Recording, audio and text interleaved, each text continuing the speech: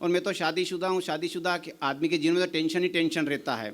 मेरी पत्नी पाकिस्तान की तरह कभी भी युद्ध का ऐलान कर देती है, ऐसे उसके इरादे तो नेक है, मगर क्या करो, पत्नी और पाकिस्तान दोनों की राशि एक है। मगर मेरे घर का झगड़ा घर में ही निपट जाता है। हम हर समस्या का समाधान करते हैं शांति से बैठकर। वो मुझे भुट्टा मारती है फेंक कर, तो मैं दे देता हूँ सेंक कर। झगड़ा ही नहीं होता भाई साहब।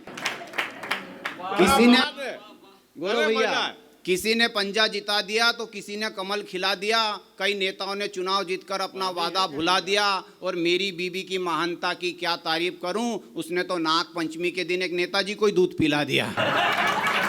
ये घटना है भाई साहब।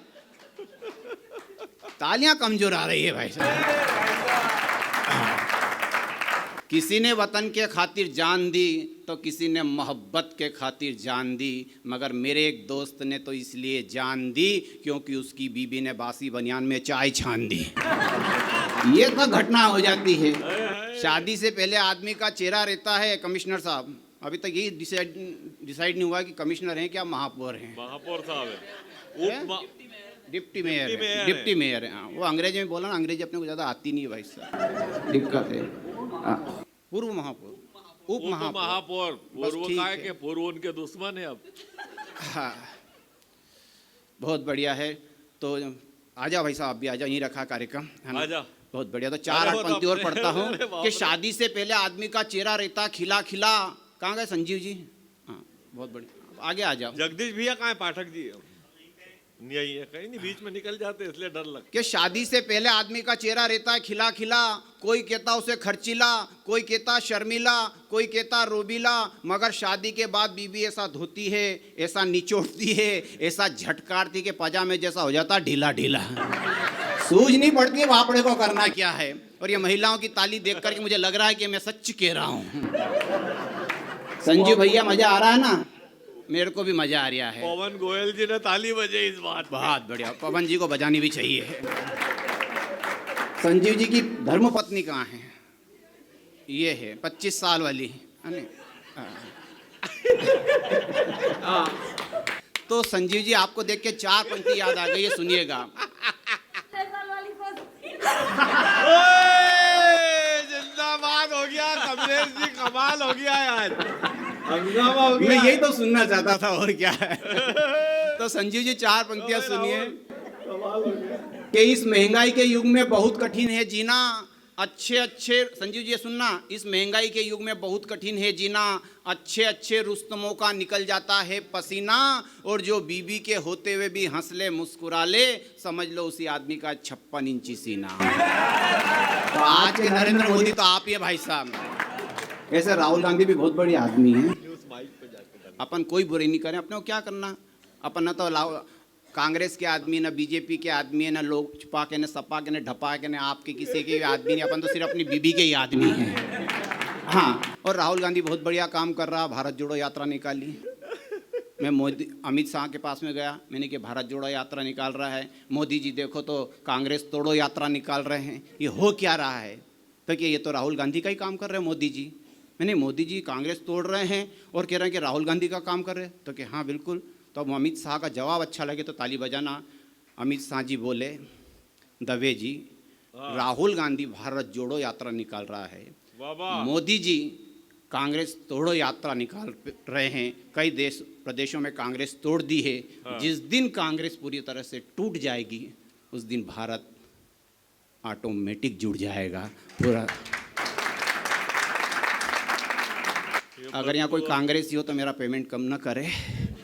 उससे पार्टी से क्या मतलब है अपने को? बहुत बढ़िया है। हमारी नोकझोंक बड़ी अच्छी चल रही थी साबिया के साथ में। साबिया न जाने क्या क्या कह रही थी। मैं तो कहता हूँ साबिया कि तुम चाहे किसी को अंगूर के दो, तुम चाहे किसी को लंगूर के दो, तुम चाहे मुझे अंगूर के दो, तुम चाहे मुझे लंगूर के दो, मैं तुम्हारी किसी भी बात का बुरा नहीं मानूंगा। तुम चाहे मेरे पिताजी को अपना ससुर के दो। यार खूब हिम्मत है यार आपकी यार दवे जी। हाँ, ये तो भयंकर हो गई यार। 4 पंक्तियों से बात की शुरुआत करता हूँ। सरदार जी जा रहे हैं, और जब सरदार जाते हैं तो बड़ा टेंशन हो जाता है। नहीं भैया, चार तो पंक्ति या- आपको ही समर्पित कर देता हूँ सरदार जी, सुनते हुए जाओ। मनमोहन जी गए 10 साल हो गए, क्या फर्क पड़ा?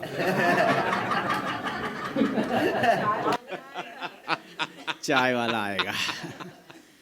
किसी के मन में नफरत तो किसी के मन में प्यार जिंदा है। उस घर जरूर जाना चाहिए जहां आदरवत सत्कार जिंदा है।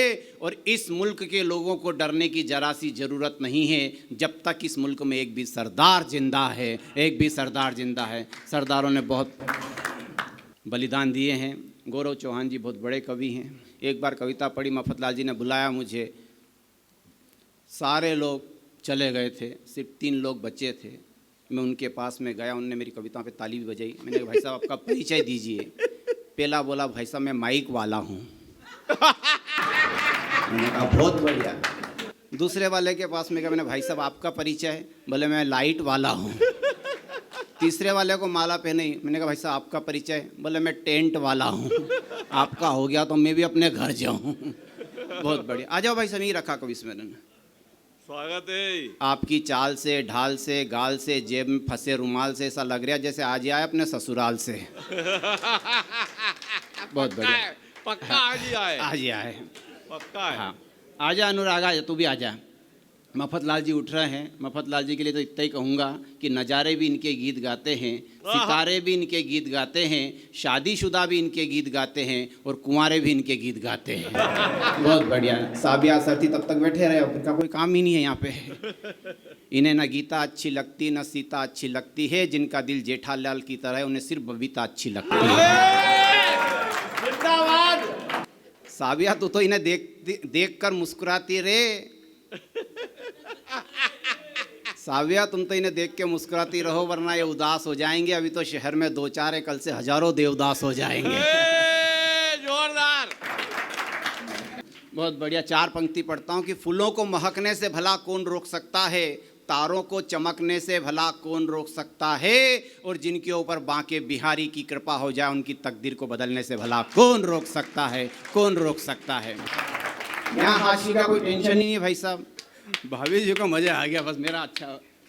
पति ने पत्नी से कहा कि मैं पति की जगह गणपति होता तो कितना अच्छा होता। तू मुझे रोज देसी घी के लड्डू खिलाती तो मेरी हेल्थ सुधर जाती। तो पत्नी ने कहा तुम्हारी हेल्थ के साथ साथ मेरी भी तो हेल्थ सुधर जाती। मैं भी तो रोज देसी घी के लड्डू खाती और हर साल तुम्हारा विसर्जन करके नए गणेश जी ले आते हैं। जिंदाबाद। जिंदाबाद है। जय हो बांके बिहारी लाल की जय। बोला भारत माता की जय हो। देखो हमारे मालवे में तो कहावत है कि जो नहीं बोले जे उसके यहाँ छोरी होगी 6। बोला भारत माता की जय। लेकिन 4 पंक्ति पढ़ता हूँ सब हास्य के बीच में, है ना, आज कमाल हो गया कि जो प्यासे की प्यास ना बुझा सके वो सागर किस काम का, जो अपने मालिक को बर्बाद कर दे कर्मचारी व नौकर किस काम का, और तुम्हारे आशियाने में ऐसो आराम के बेशकीमती सामान रखने की जगह है, अगर माँ बाप को रखने की जगह नहीं तो वो घर किस काम का, वो घर किस काम का। और कुछ पंक्तियाँ माँ विषय के पढ़ता हूँ कि मातृ शक्तियाँ विराजमान है कि माँ का दिल है नरम मगर स्वभाव से कड़क दिखती है। माँ की सूरत में मुझे भगवान की झलक दिखती है। माँ के हाथों की बनी रोटियां जिस रोज खाता हूँ मेरी सांसों में महक और चेहरे पर चमक दिखती है, चेहरे पर चमक दिखती है। और अब पंक्तियां उठाना भाई साहब, कवि सम्मेलन को कवि सम्मेलन बनाना कि माँ मैं एक पीड़ा रखता हूँ। हम सब कमाते हैं लेकिन माँ को समय नहीं दे पाते हैं। वो पीड़ा की कुछ पंक्तियाँ कि माँ बचपन में मुझे रोज़ मीठा मीठा दूध पिलाती थी, मेरा हाथ पकड़ पकड़ कर मुझे खाना खिलाती थी, मगर मैं माँ को पानी भी नहीं पिला पाता हूँ। कई बार उसकी दवाई लाना भी भूल जाता हूँ। मैं जितना भी कमा कर लाता हूँ सब बीबी के हाथों में देकर चला जाता हूँ। माँ मुझे चकवे की तरह टकटकी लगा कर निहारती है, अपने कपड़ों में बटन भी खूब टाँकती है। मैं कई बार रातों को घर देर से आता हूँ और माँ से मिले बगैर ही अपने कमरे में जाकर सो जाता हूँ। माँ भी मेरा इंतजार करते करते सो जाती है, न जाने किन ख्यालों में खो जाती है। अरे माँ ममता की ऐसी मूरत है जो कभी पूरी नहीं हो पाती। उसकी दवाएं कम हो जाए मगर दुआएं कभी कम नहीं हो पाती, दुआएं कभी कम नहीं हो पाती। महिलाएं समझेगी इन पंक्तियों को विशेष रूप से, पुरुष भी समझते हैं पर आप विशेष समझेगी तो आपकी तालियां विशेष चाहिए मुझे कि मेरी भाई साहब गौरव जी आपको टाइम मिलेगा, आपके लिए लोग रुकेंगे। मेरी बीबी मायके का गुण गाती है क्योंकि साड़ी मायके से ही लाती है। संजीव जी ध्यान से सुनना, मेरी बीबी मायके का गुण गाती है क्योंकि साड़ी मायके से ही लाती है। मेरा गुण जरा सा भी नहीं गाती, जबकि फाल मेरे पैसे से ही लगवाती है।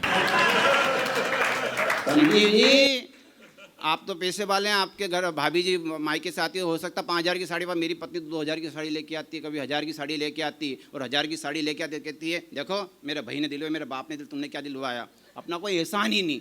और फिर 1,000 की साड़ी में मैचिंग शुरू होता है नीचे से लेके यहाँ तक, वो 2,000 का मैचिंग अपनी जेब का, और 3,000 की ड्रेस पहन के जब कालका माता निकलती है तो फिर एक नया टेंशन कि आदमी मैचिंग नहीं हो रहा है। अब वो बापड़ा दूसरा कहाँ से लेकर के, और अब ताली नहीं बजा रहा भाई साहब, मजा नहीं आ रहा।